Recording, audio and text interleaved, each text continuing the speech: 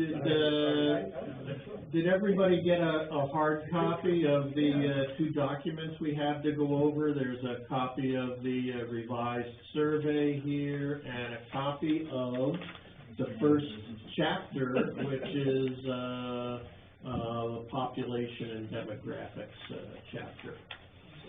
And, you know, the graphs are in black and white in that, but when we want to go over it, I'll pull it up on the screen, and we can see the color there. But I thought maybe we would start with the survey, and then when we get through the survey, we can go over the population chapter.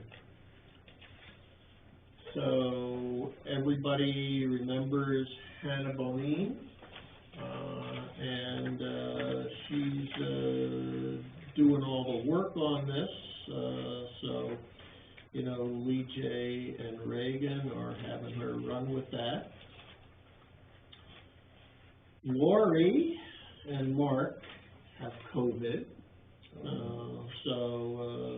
You know, there's somebody else who didn't escape it. I know Janet and I had our turn with it in August. Tracy slipped and fell and broke some vertebrae, so she's kind of down and out. I don't know where Kathy is. Don has been recruited back into the workforce.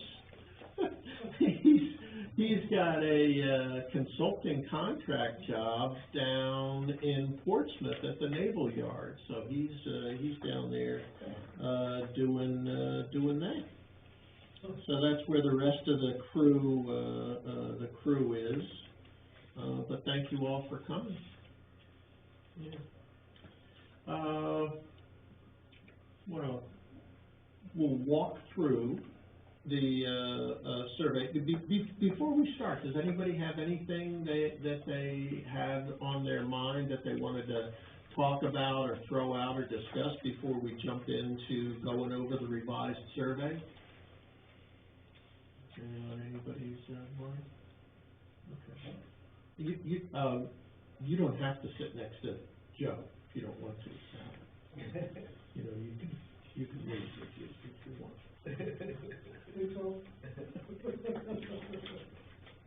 Okay. All right.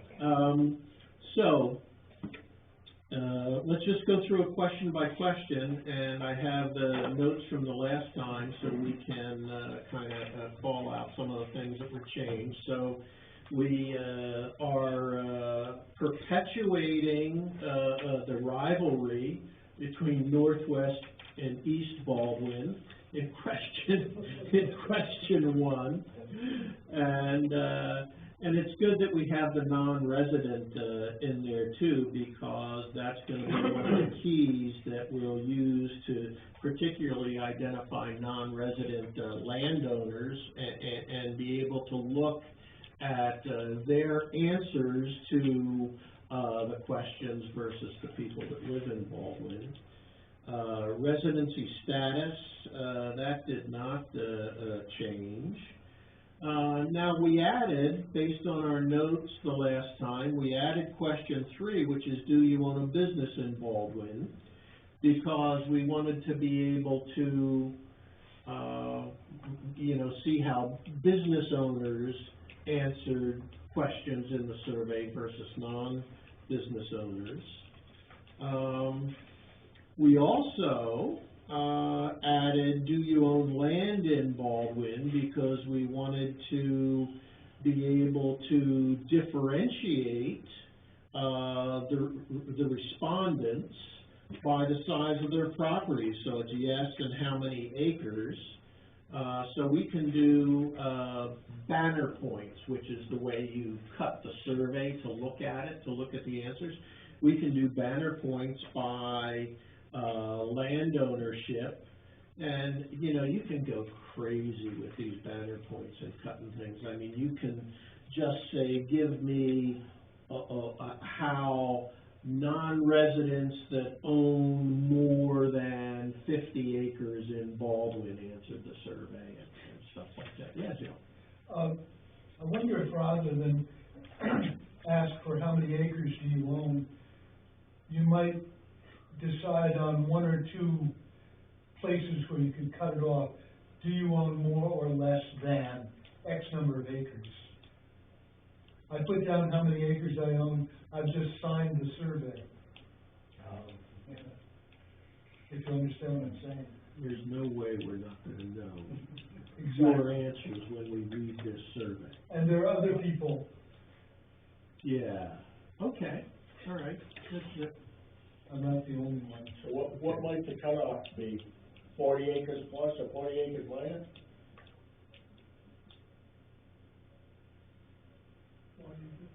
I don't know what's significant.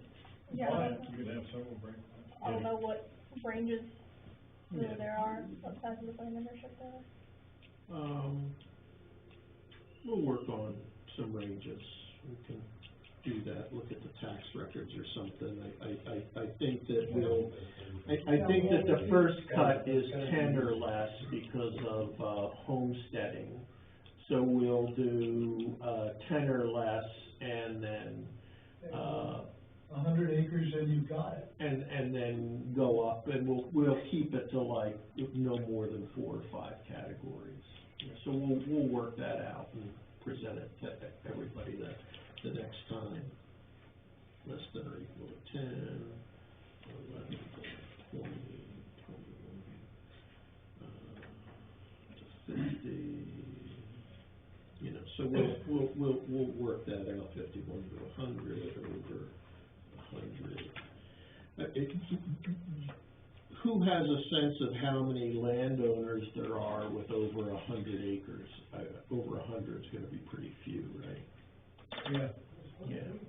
And one of your concerns, Joe, was, that we talked about last time, was what is going to happen to some of the big tracts of land as ownership turns over, like Nature's Wilderness and Your Land and things like that. So when you're thinking about big tracts of land, what's the range of acres that come to mind? I'm thinking about 100 or more acres. Right, that's what I thought. So Any 100-acre lot could have significant impact in Baldwin. yeah. So we'll do 5 categories, like less than or equal to 10, 11 to 20, or 11 to 25, or 30, and then, 30 to 50, 51 to 100, and then greater than 100, or something like that. We'll work out the dispersion.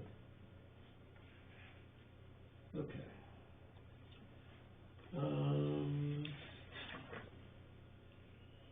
Oh, and then we added, and this was input from last time too, do you rent or own your home? So we're able to look at renters as a category. And then how long have you lived in Baldwin, last time that was number 3, and now it's number 6. So, nice. Okay, and then what is your present age? Is 65 plus old enough, or do you want to create a 75 plus category? No, 65 plus wouldn't even include Alan. You'd have to do it in large print. I don't think it's nice to really talk to me like that.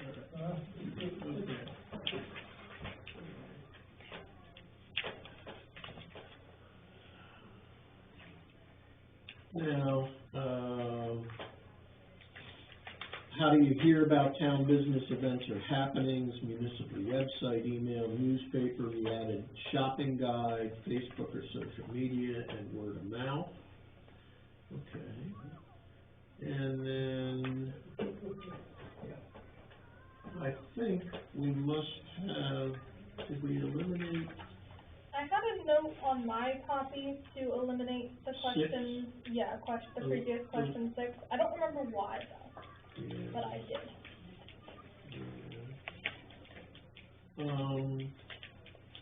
I think the idea was that, it was kind of both redundant and irrelevant, because, you know, earlier, we asked in number 6, how long have you lived in Baldwin? And then, you know, so you get somebody more than 20 years. I think the idea was, what are we gonna do with this? You know, what are we gonna do with it? How would it, that's the question we have to ask ourselves on every question that's in here is it actionable? What are we gonna learn from it that would allow us to categorize or describe a particular group of people that would promote better policies and procedures and strategies and, I think you might be able to gain from this is if there's some information about what people aspire to or why they moved here, or whatever, you might be able to see if it differs between the people who've been here for a long time versus the newcomers, you know? so The newcomers versus the old.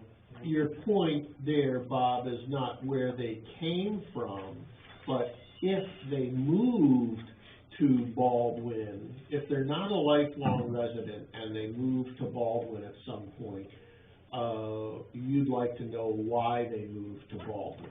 Well, and you might be able to, based on some of the answers to some other questions, figure out what they would like to see Baldwin to be. I think of all the locations you have listed, out of state would probably be more important than any of them when you came from another state.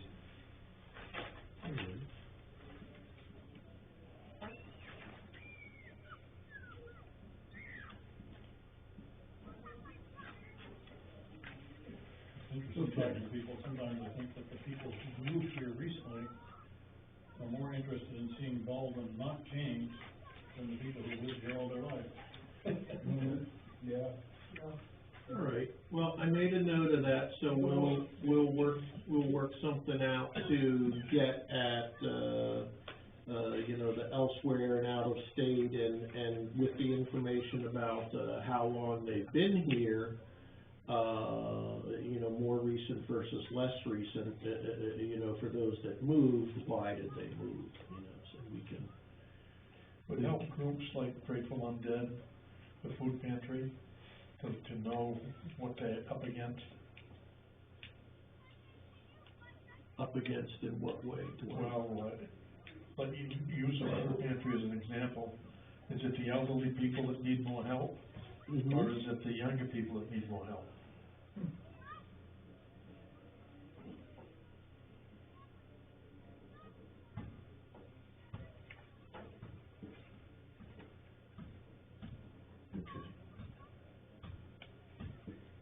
All right, so that's something we can work on. Got that start.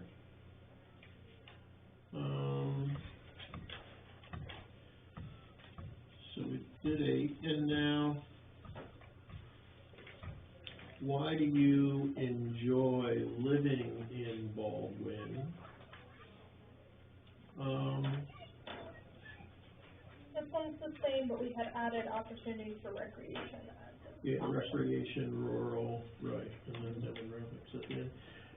Now, when you're thinking of reasons why they moved to Baldwin, would any of the, descriptions in 9, any of those bullet points be reasons that somebody would move to Baldwin? Yeah, small town atmosphere. Well, any except the born here part, which they didn't have much choice in. Well, perhaps you were born here and moved away and then came back. There you go. Yeah. Wasn't thinking of that. That must be Gordon talking. So there's some similarity between why they would have moved to Baldwin and why they enjoy living in Baldwin. So maybe we can do something with that. Okay. Well, close to the lake, though, isn't there, Baldwin? Yeah, quite close, over on the other end. Those are, You got Sam Ball.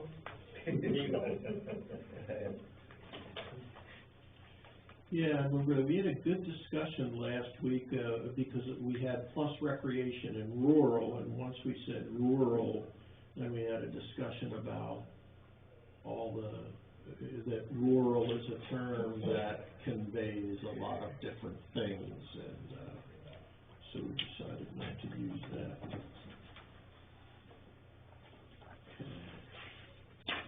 Have you been to Portland lately? No, I avoid it like the plague. No. I don't wanna get shot or stabbed. So, I think we took out where are you currently employed, and we just have what is your employment status. Yeah. That was what we talked about, retired, unemployed, and then, Don't keep that.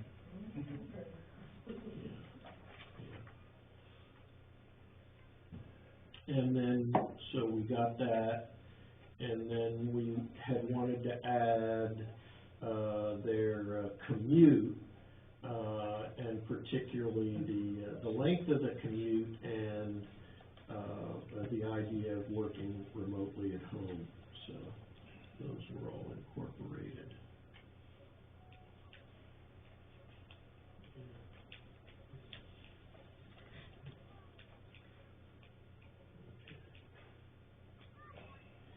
Now, do we have any desire to know, the only thing that, when we look at 10 and 11, the only thing that we don't know, I think, is whether people work in Baldwin or outside of Baldwin. Well, I think the 0 to 15 minutes could pretty much speak for that, mostly. Yeah.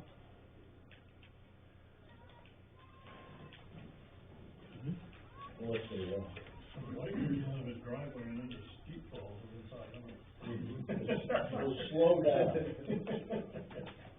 Yeah, the other question that we had talked about a little bit, but didn't end up adding in, but we definitely can, was a question about kind of industry, if, what kind of work you do, if that was of any interest.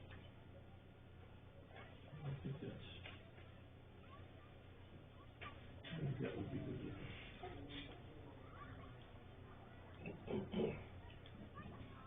So if you're gonna propose something, You gonna give them a choice, or check what you do?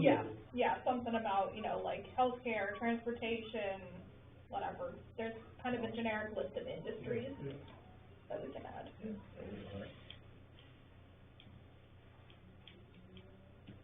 Oh, yeah, we had some good discussion about this one. Are there any other households in Baldwin that you're related to? And we looked at the results from the last time, and there were people that actually said, yeah, more than 10. And so we actually,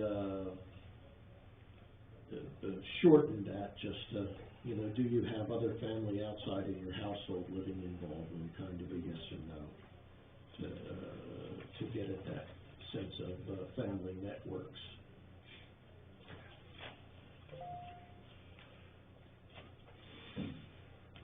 Okay, and then we have the question on income.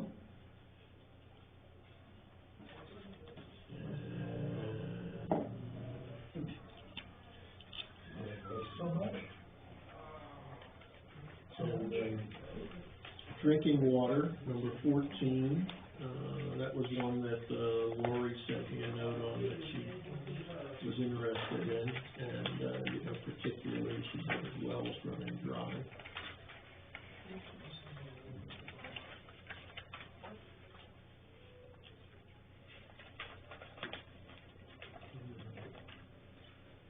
Okay, how do you feel about Baldwin's rate of growth over the past 10 years?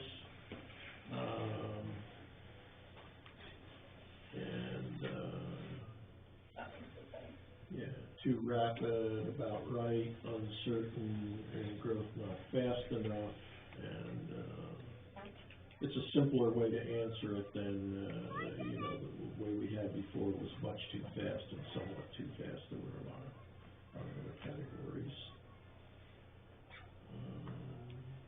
And then the, land use regulations.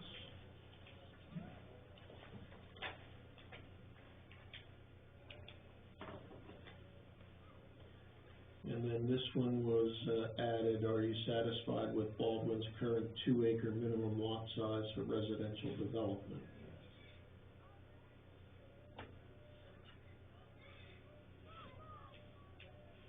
And that certainly starts to get at some of the changes that are happening.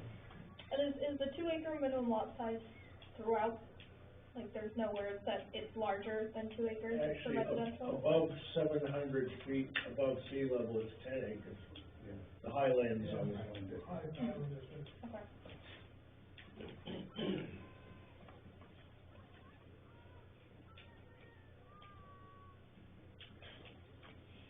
The 2 acres is residential and commercial zones, and 10 acres is highland. We'll clarify that.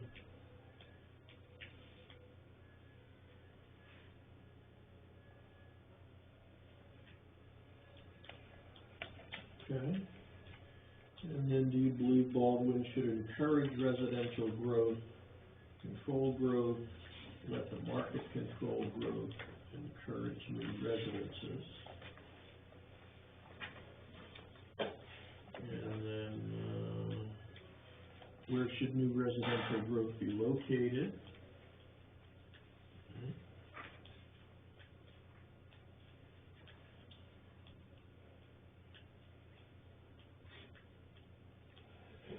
The last time we had how involved should Baldwin be in the preservation of farmland, and we had some good discussion about that and noted that we should really talk about different types of land. And so now it says if the town has the opportunity to encourage or facilitate the conservation of land, what areas should be prioritized? And we'll make this one a multiple select, if that, unless you think that would just muddy it and people would answer all of them, and that wouldn't help.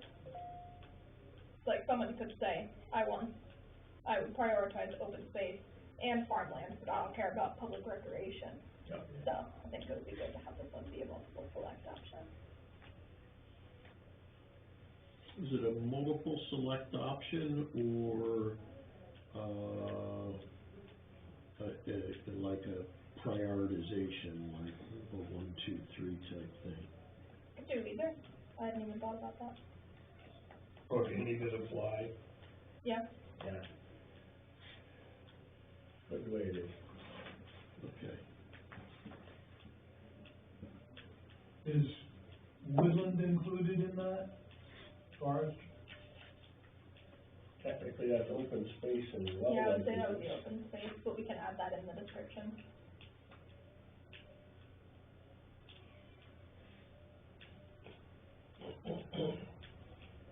Is woodlands the right word, Joe? Including woodlands, forested land? Yeah, whatever. Woodlands.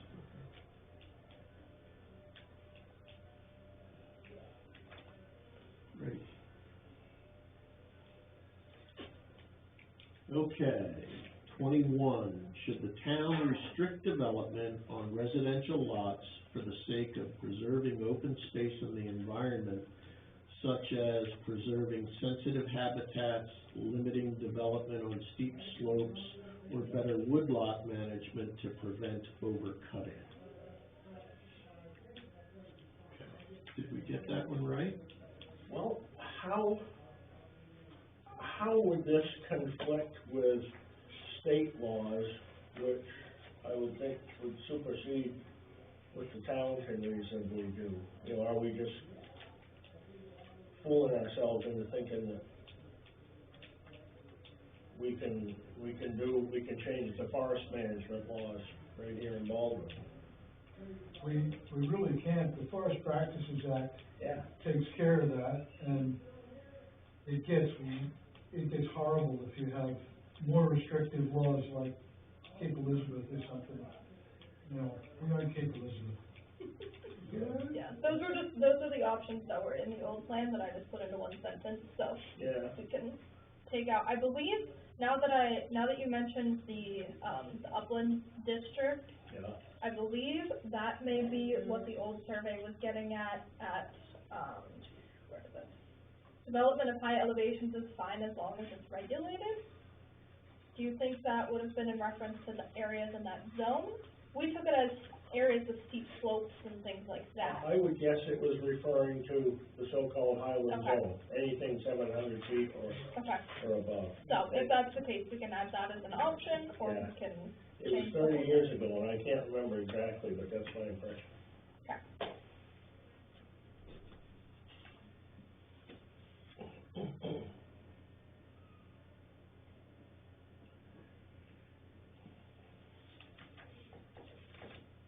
Okay, so then, you said the woodlot management was not something to include?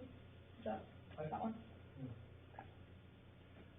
And also sensitive habitats, wouldn't that mostly be, shoreline zoning thing?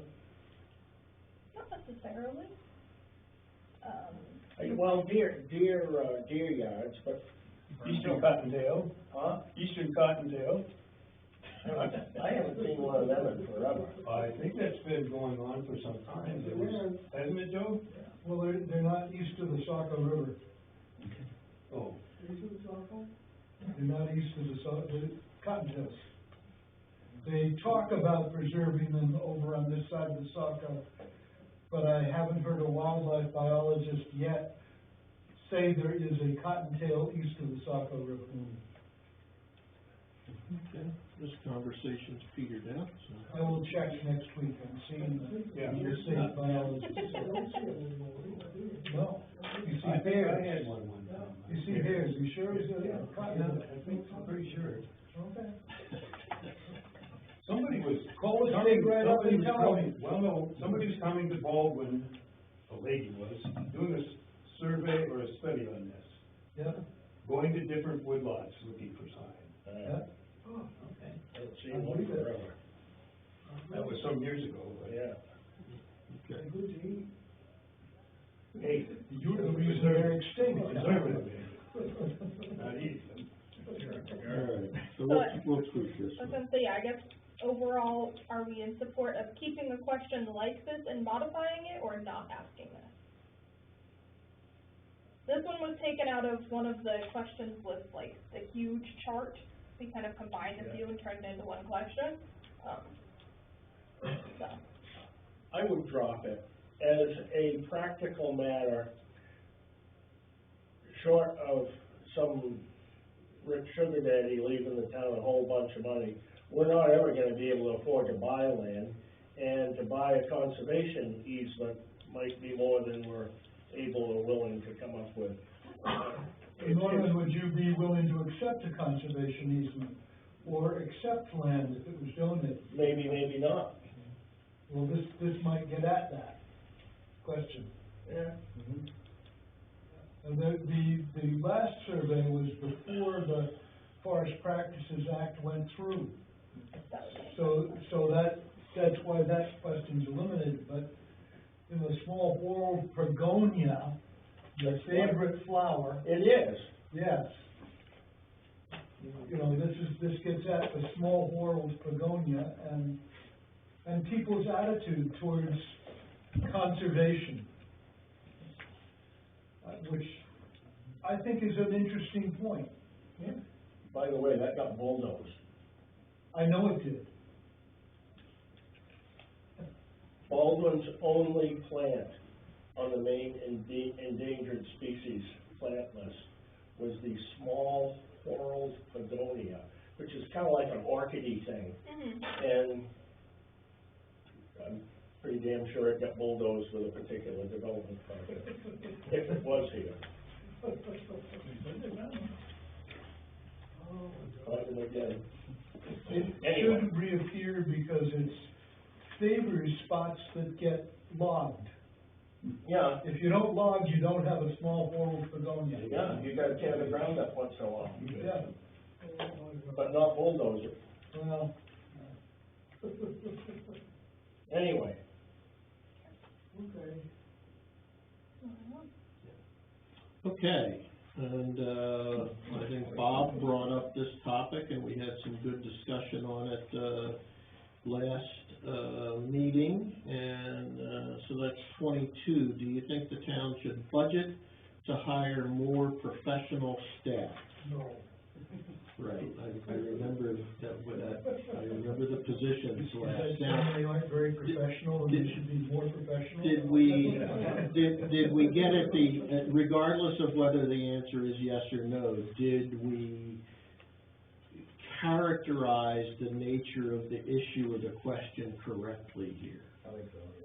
this gives people a chance to say what they think.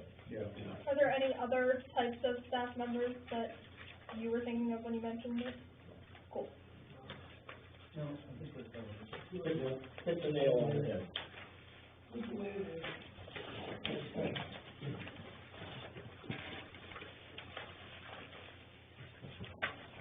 All right, and now, what used to be, was, on the old one was 17, we're now 23, so we've been adding questions. Please rate how you feel about the following statement. Blank is a serious challenge facing Baldwin in the next 5 years. Traffic, congestion or safety, increased demand of town services, tax increases, maintaining open space, increased school enrollment or class sizes, maintaining groundwater quality, need for affordable housing, recycling and solid waste disposal, maintaining rural character, need for transit options, and climate change impacts. I think we took out increased or improved broadband, maybe that's, That got put in the question about overall satisfaction. so. I have a lot of pressure on my land from people who, wanna hunt and just walk around, fish, other things like that. And I wonder if people understand that that's what we're talking about when we talk about maintaining open space. I wonder if what we aren't talking about is maintaining access to undeveloped land or maintaining access to other people's land. I don't know how to put this, but I wonder if people understand what maintaining open space means. Because it's the access that people want. You certainly don't want to pay the taxes. Yeah, well, there you go. As long as you don't mandate it. Well, I advocate that, Norman. I know, but what I'm saying that Yeah, others might say, well, we will mandate, I don't see how legally they could, but we will mandate that anybody that has more than 10 acres has to let me go on it and, hunt, fish, and raise hell. yeah. And that's not what, I don't even want people to think that's what we're looking at. No. Right, okay, yeah. So is it maintaining open space, or do we want to characterize this as maintaining access to, what? We don't have the authority as a town to maintain access. If somebody wants to letch on his land, that's fine. If he wants to paint purple around the trees and roast it. Yeah, but, then how much open space does the town own? Yeah. Yeah. None. The town farm. Yeah. And, and then there's the land up here on top of the mountain, Which you can't get at. which you can't get at. Actually, you can't. You could, man. So, I think where we got a point here is that maybe we should be talking about making private land available for the public use. Or at some, or, Well, I don't know if I'm talking about that, Bob, I don't know quite how I don't think I wanna not have. making, but, you know, access to private land for. I don't think I want the town saying, you have to let people know. No, you're no, allowed." no. Yeah, well, that's what you're saying. No, Well- not really. What I'm saying is, Yeah, that's what you said. The state law says that you can post your lands. Yeah. Well, one thing you want. let's not get ahead of ourselves. If we ask whether a serious issue is maintaining access to land for, hunting and recreational activities, or some sentence like that, it doesn't mean that the town has to take action to do that. It doesn't mean that, you know, we're going to impinge on landowners' rights. All we're trying to do here is find out where the township's people's minds are at in terms of what are serious issues and what are not. It may be that when we put all this together, that, it paints a picture of the town, of the people, the population wanting more open space or more town-owned land that's accessible to them, rather than, you know, accessing private land, or, you know. And something that could influence me to keep my land open would be if the town picked up garbage when people dump it on my land. You know, I mean. Right, yeah, exactly. Sand Pond Road. Sand Pond Road, yeah, exactly. Can you change the word maintain to provide or It's almost like offer, you or want. something that doesn't have such a restrictive word, and then open space means like, that's open, as opposed to woods access, just other words that people aren't linked to already. Mm-hmm. Well, let us work on that. I think we have a good, Because I know people wanna go out. I know I've heard from 5 people that would love to park here and have a walking trail, because it's off 113 and it's maintained so that they know where they are and they can find their way back to the car. You know, I mean, limited like that. They need that kind of structure.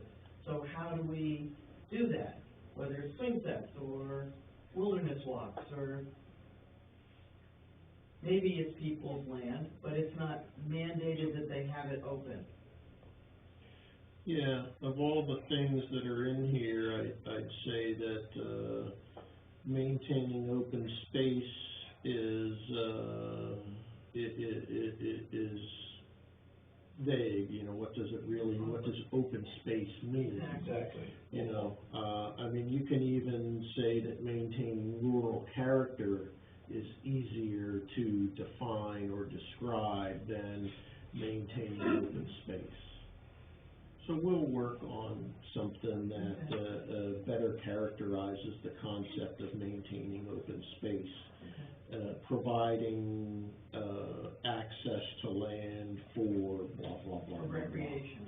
Yeah. I think the term open space has a particular definition among the Oh, it people up does. in Augusta. But it's very vague. Yeah, oh yeah, but I don't think it refers to open for me to walk into. It means open as in undeveloped, not in the curtilage of like, you know, a home or a farm. Yeah, open space in that sense doesn't necessarily mean publicly accessible, Right. in the sense that you're allowed to go on it, it just means that there's no development there. Yeah. You can decide what you want to do with it. Yeah. When you fill out that application, it says on there, like, I know on mine, I've got it walking, I've got it hunting, fishing, Mm-hmm. but I've got it restricted to ATVs. Right. But you gotta fill that out. Yeah. Okay, good discussion. But that's a slightly different meaning, I mean, Yes. I'll drag it out. Now, the one we talked about, open space was just undeveloped land, and I think what Dwight was talking about is a very specific open space program, which is a current use program that the state gives people tax breaks on. Yeah. And it has a different connotation. You get tax allow the public onto it. Yeah, So, you gotta be careful of that. yeah. And maybe we just don't use the word open space. Some people have very strong feelings on the word I think you need open to space. redefine that part of it. Yeah. It's easily confused, Yeah, depending on which side you come from. yeah. flat and open, right? Well, you should have started something different. Okay, we are striking the words open space from the Baldwin lexicon. Too confused. Okay, all right, thank you. All right, 24. Please rank how you feel about the following statements regarding businesses and commercial developments. And this was taken out of the previous question 18. Yeah. These are at the end of that question, just on its own. The town should encourage new businesses to provide jobs. People should be allowed to have a small business in their homes as long as they meet standards. That's true right now. Yeah, so it's asking whether people agree with that being a thing. Okay. Do we need to say zoning standards or just standards? Standards. Standards. Okay. People should be allowed to have any business on their own property. That would be a good one. I'm getting into nuclear waste recycling, Big one. Now, this is the one, Hannah, where anybody that answers the question strongly agree or agree, we need to know their names and. You click that one and it pops up with a pop-up that says, enter your name to continue. I can think of a couple of businesses I don't believe should be there. Yeah. People should be required to have all businesses except for home occupations in areas specifically designated for commercial use.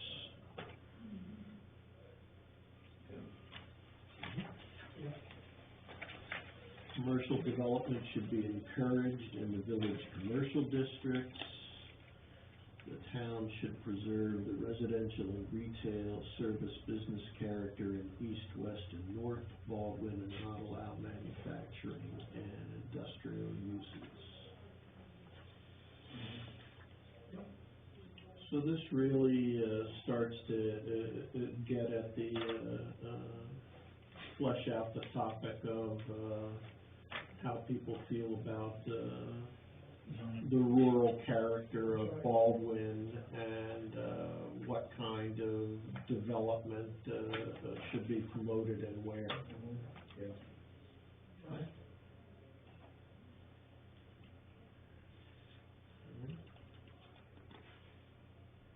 Now,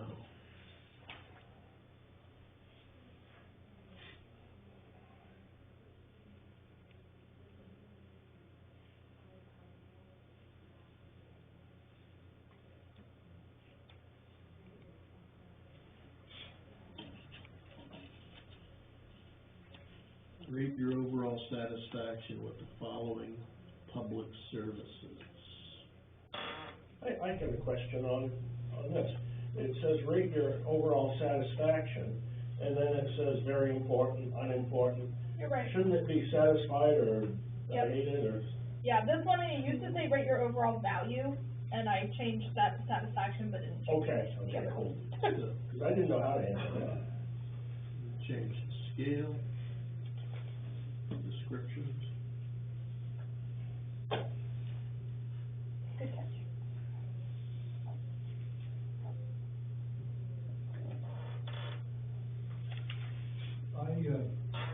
I object to calling the, pre-growth tax law a tax break, because I have a contract with the state that I will behave in a certain way and treat my land in a certain way that lowers its value. And I am assessed accordingly to the lower value that my land takes on by being in the tree growth tax program. It's not a tax break. There's no tax break to farmers to be in the farm tax program. They have to meet particular, and forest landowners have to meet performance standards. It bothers me partly because I know there's a large movement in northern Maine, every use on every acre. Yeah. And, no, just because my land's in tree growth doesn't mean I should have to allow people on my land. And that's the push. That's the political push. So somehow, you want to ask what they think of the tree growth tax program and the farm tax program, that's fine, but please don't call it a tax break. Aren't those both state programs anyway, that we don't have a Yeah. whole lot to say about? That's true. So why No, would you we do. not, especially in this The town does question, not have to Yeah, give tree yeah. growth. it's not a public When we service. talk about public necessarily. services, we wanna talk about things we can control or influence or Yeah, just said so. direct. Oh, okay, good, yeah, The so, town does not have to have current use tax programs, I'm pretty sure. Some towns do not do tree growth.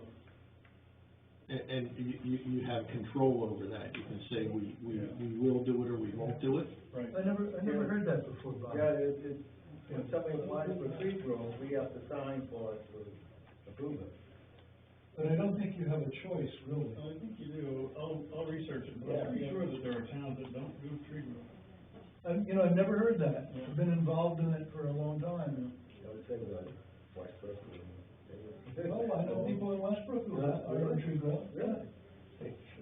How many trees they got? All right, we'll, if it's something that the town can influence or control, we'll find the right wording for it.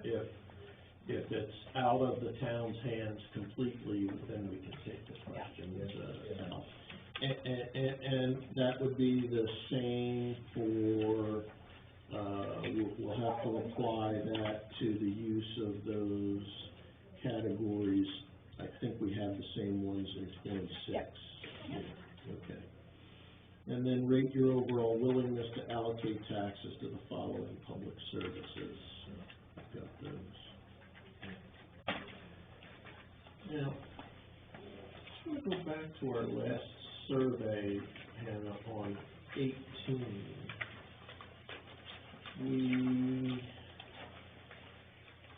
We covered the high elevations, we covered the 2 lots, blah, blah, blah.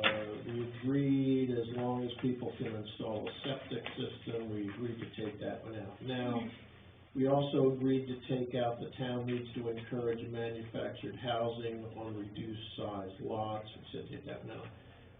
I think the town needs to allow mobile home parks at higher densities in some areas of the town.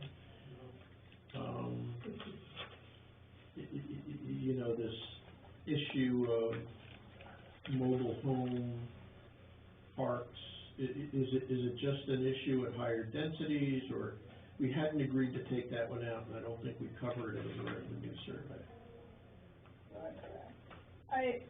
This was Reagan's copy and she had striked it out, so I just went with that, but, yeah, no, that's valid.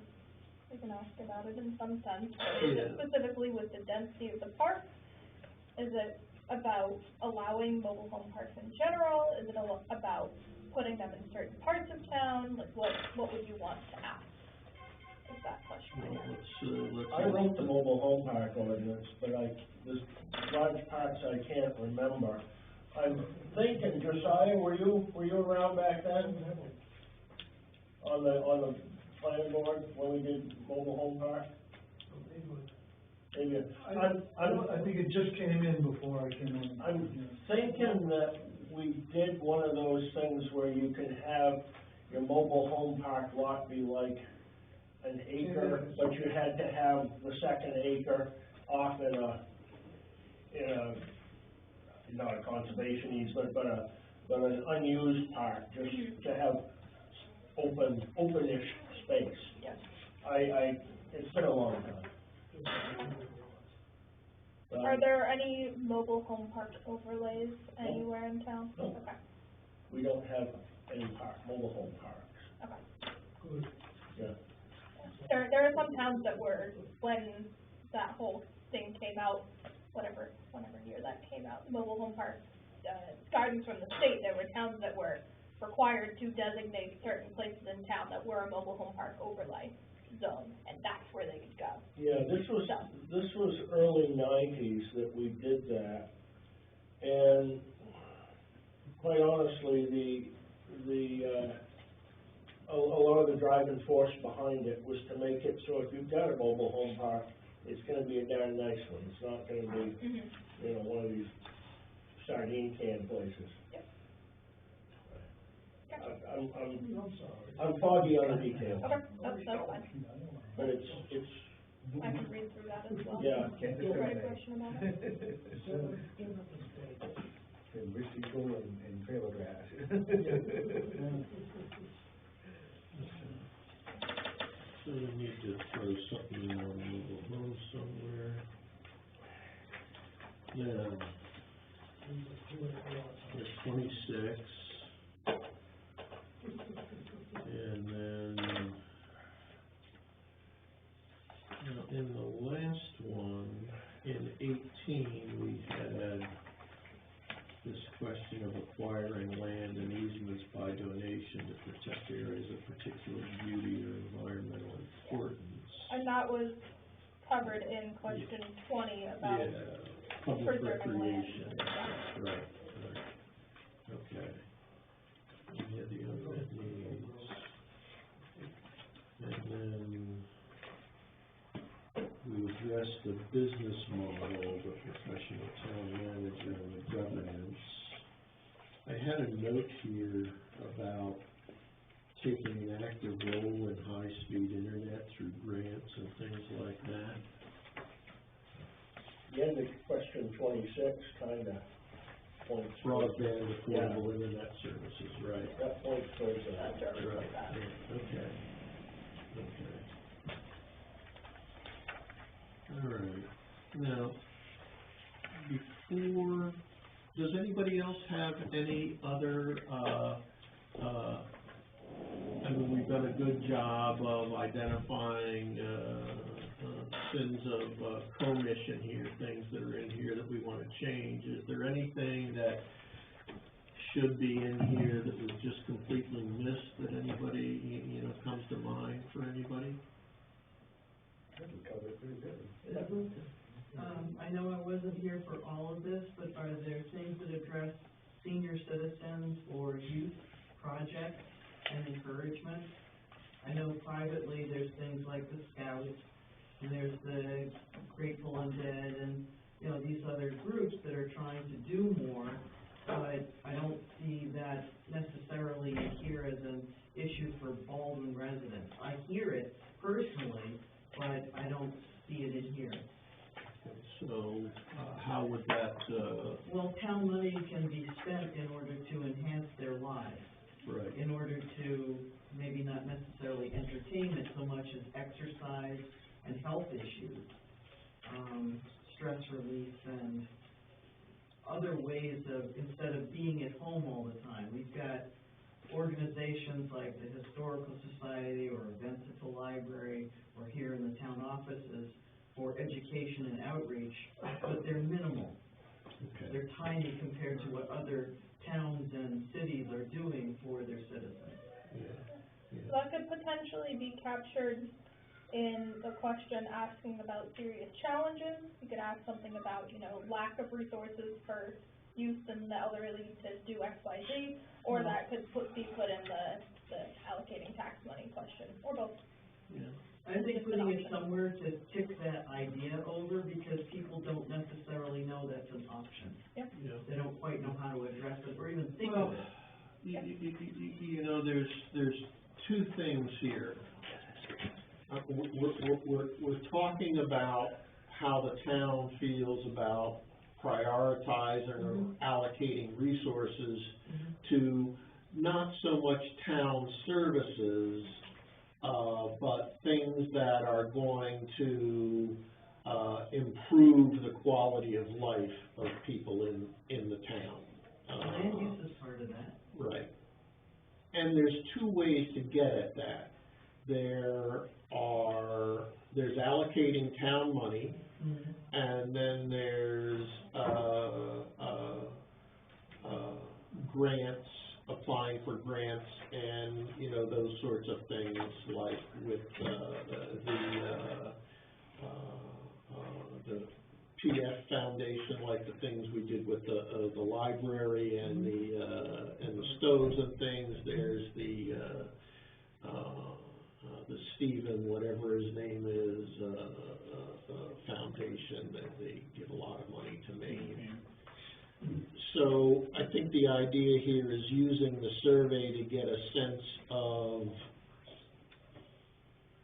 prioritization from the people of the town about, you know, what would they like to see the town fund or apply for grants on. It could be walking trails, it could be some of the things that you mentioned, Kathy, it could be upgrading the baseball fields, new playground stuff, so on and so forth. About making a walking trail out of the railroad track. Right. We have the community center, which could be an access point for all kinds of the types of services that Kat is referring to, for all generations, young, old, retired. Right. So can we ask if they would be willing to promote activities that would enhance lives of that nature in the community center? Because it's available and it's things we've talked about, but we've never gotten too many things off the ground there, but.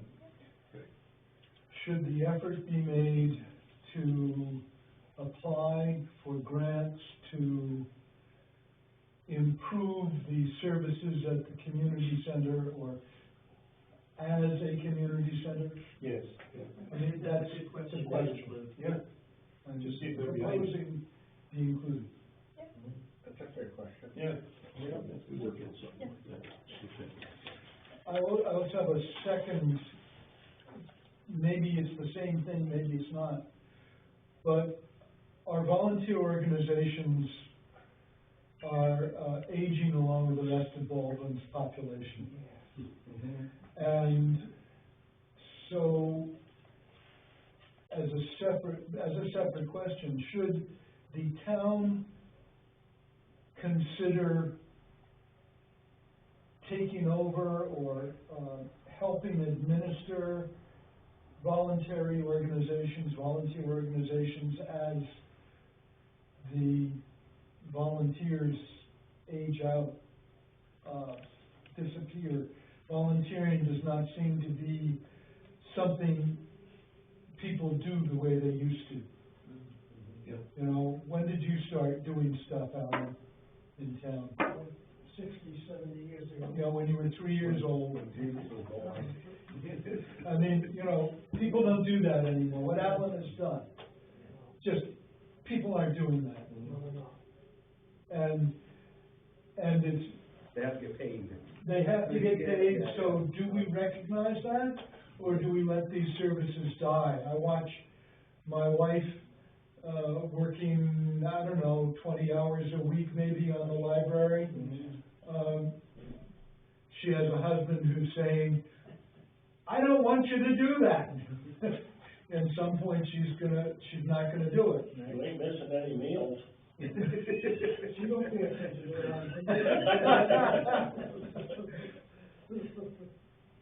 But I'd like to get at that question. What do we do when these voluntary organizations kind of need help? But then who's gonna do the work at the prices we can afford to pay? Yeah. Same old thing. We have a community auxiliary right now. Yeah. Kathy, how many do we have in the, About 15. Yeah. now? But they are aging. Yeah. We could use new help and we can't get it. Younger help, willing to list and move stuff. People with trucks. Trailers. Okay. Good review. So we'll work on another, version. And I think what we'll try and do, and this will be, you know, responsibility for all of us, is in October, here today, we wanted to finalize the survey and coordinate the survey start date. So what I'd suggest is that,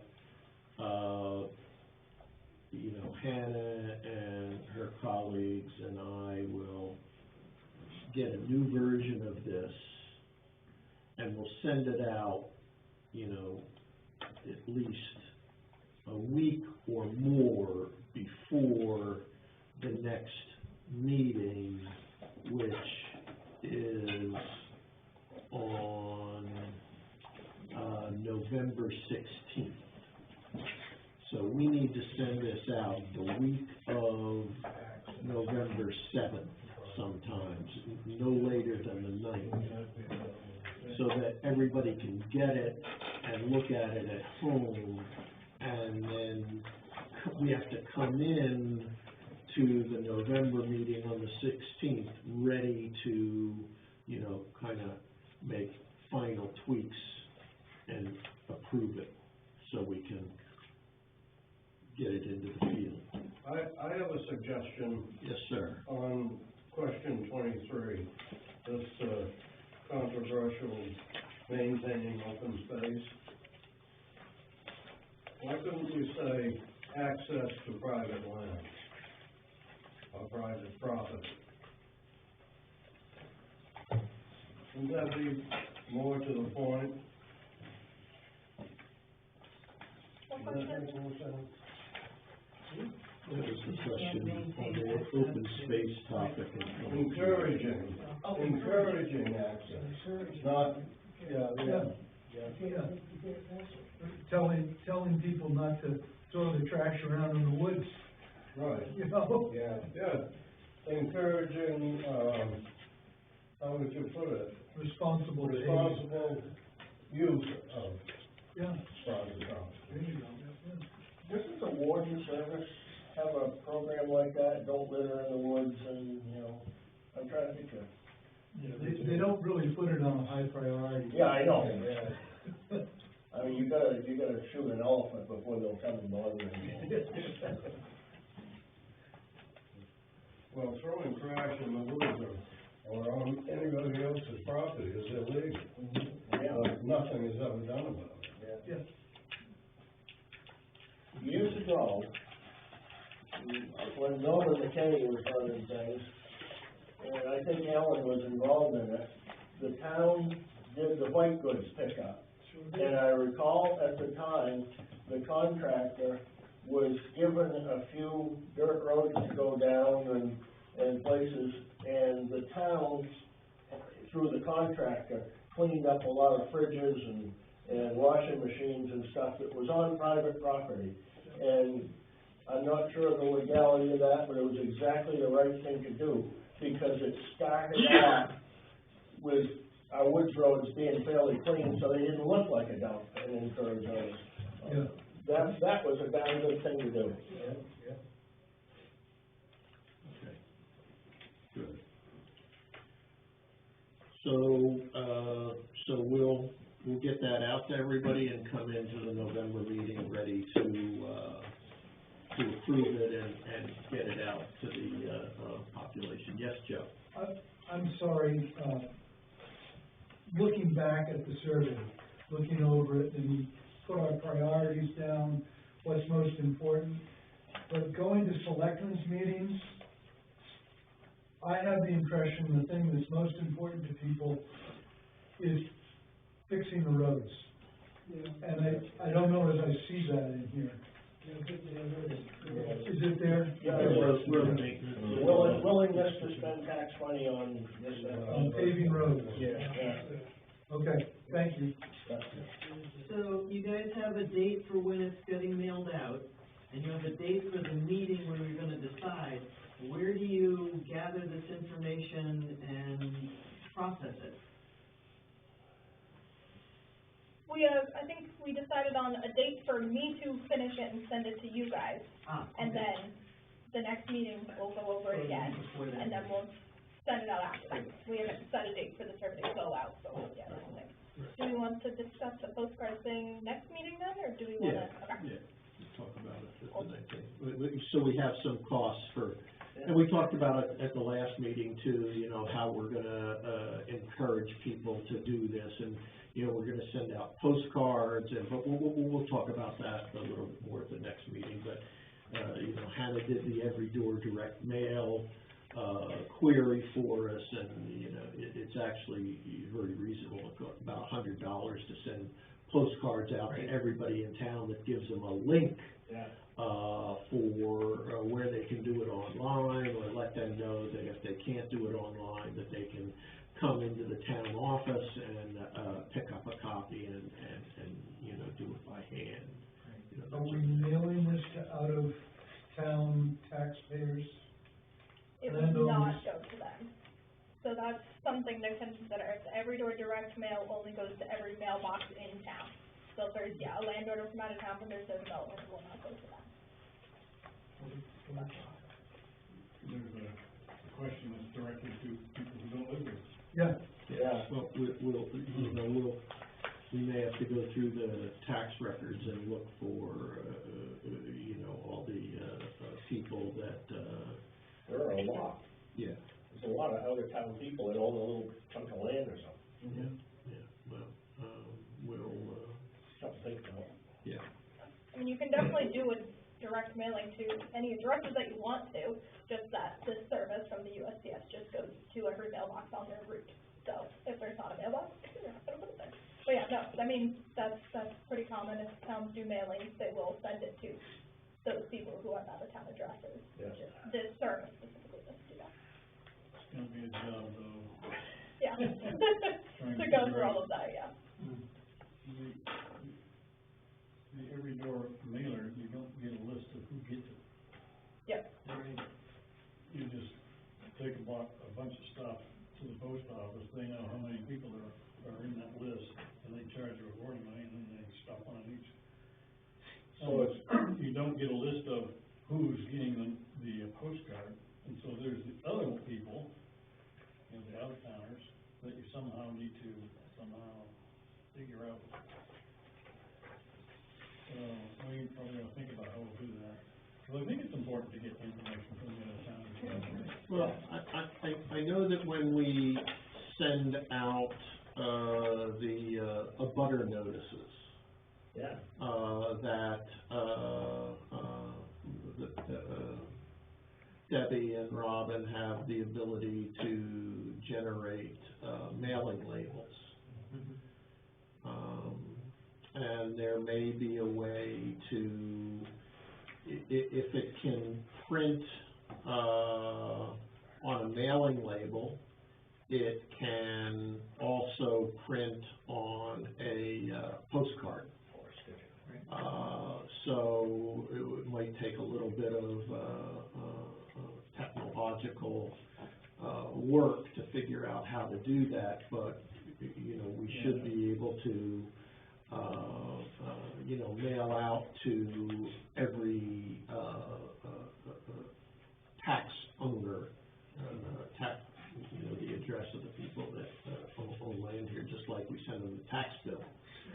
It might cost more than $100, but, you know, if it does, it would probably be worth it for the, quality of the survey to, like, you know, we've talked about, understand, the perspectives of people that own land here but don't live here. Yeah. So we can, I'll talk with Debbie and Robin about that, and we'll talk about it more at the next meeting. You know, when we finalize the survey and decide when we're gonna move it out. Sound good? Okay. Let's spend a little bit bit of time going over the population and demographics. You all have a copy of it. I have another meeting, I have to get going. Okay, thank Okay. you, Gordon. Yep, Later. I know.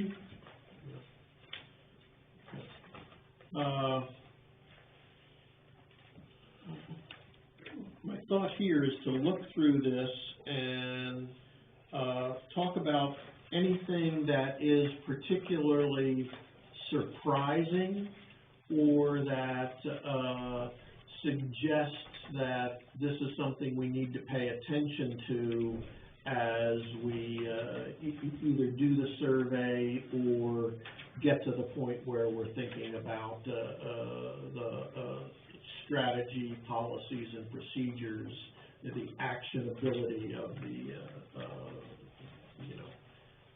of the comprehensive plan. So let's look through it, and I'll pull where we need a colored copy, I'll pull that up here. So, Hannah, do you want to hit the highlights for us? Do you have something first?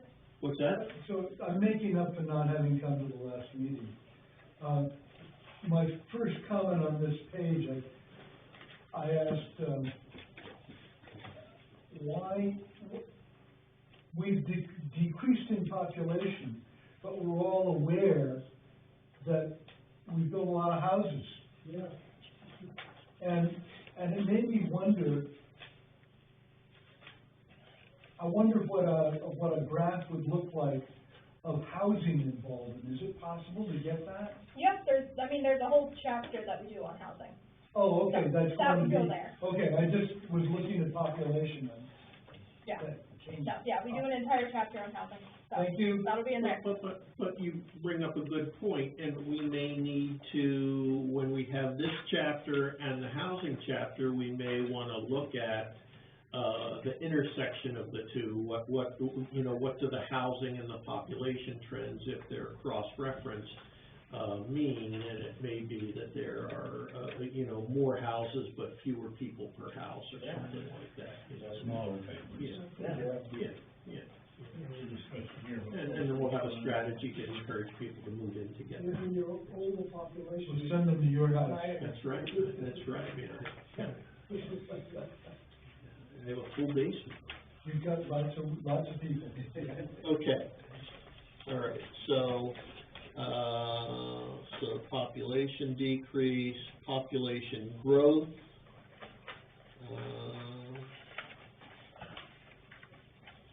I have a comment about that, the middle one in the 10 years, 1970, 1980. Just notice, that's when I moved into town, 77.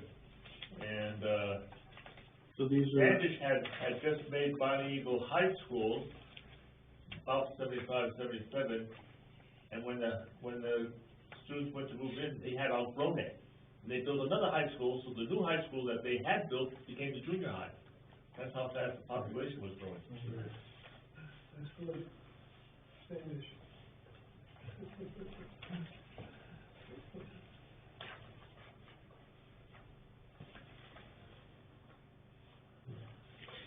That's the period when most of the land ordinances in the state are put into effect. Yeah, exactly, yeah. so what are people's,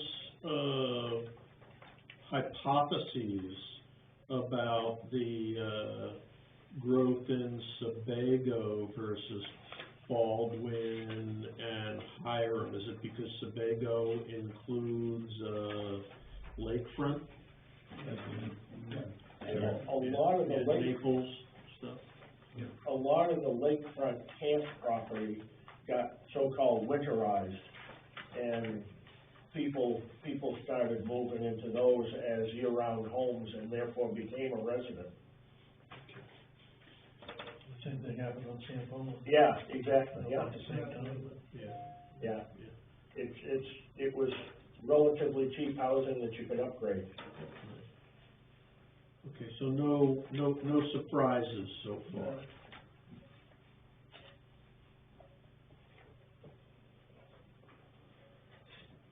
Hiram, 56% in the 70s. That sounds a little surprising to me. Yeah.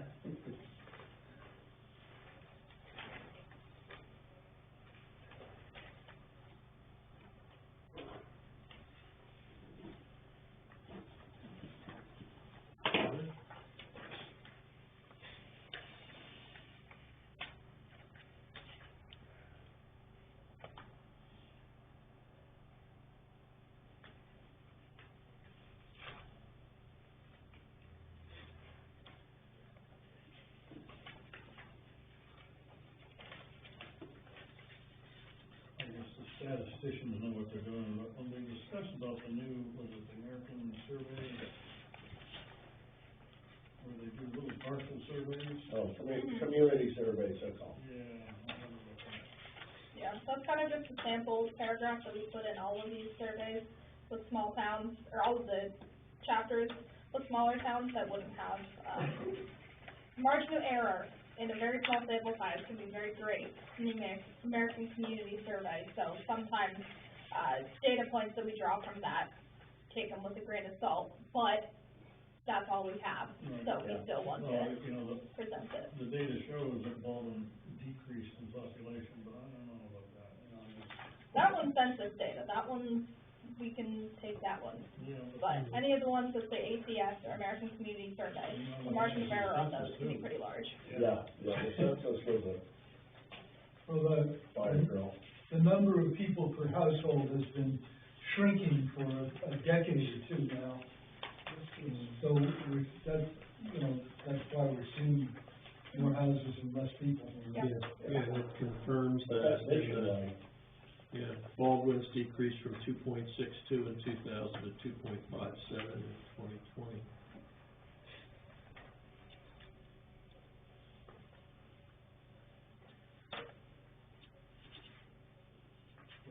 People who would have lived with family before now have to have their own house. Yes.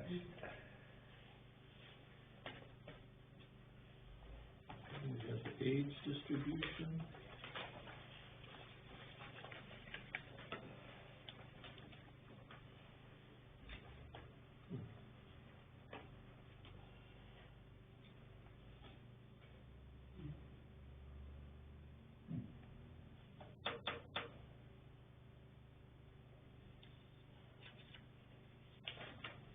Yeah, that's what you just said, Bob, that the margin of error for these ACS things is high for small towns.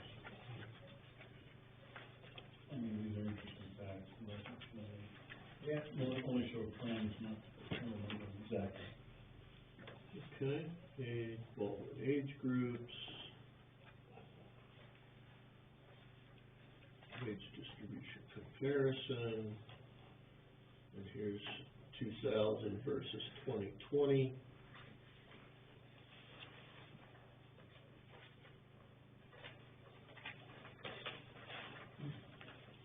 Looking at that chart, look at the way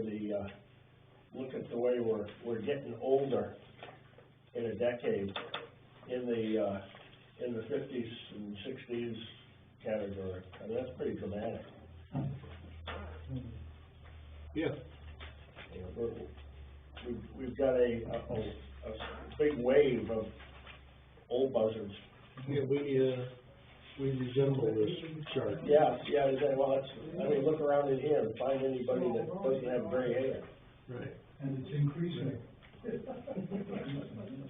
So, I mean, it's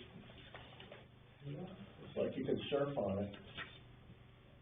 I mean, the great news is that we're all here to look at this. So far. Still. But about next week. Bob, I just realized that you dye your hair. He does. Grecian mercury. Lady Clara. I think you are.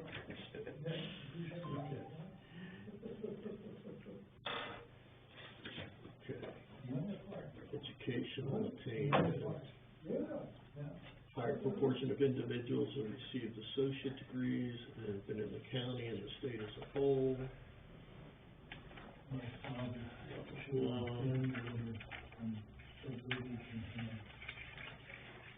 Aunt Hannah was complaining that she was lonesome.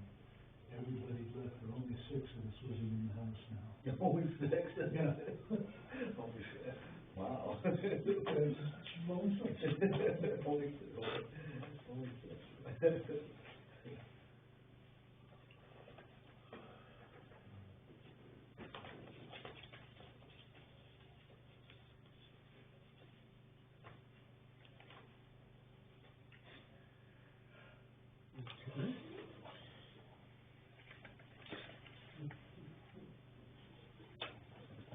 And the income.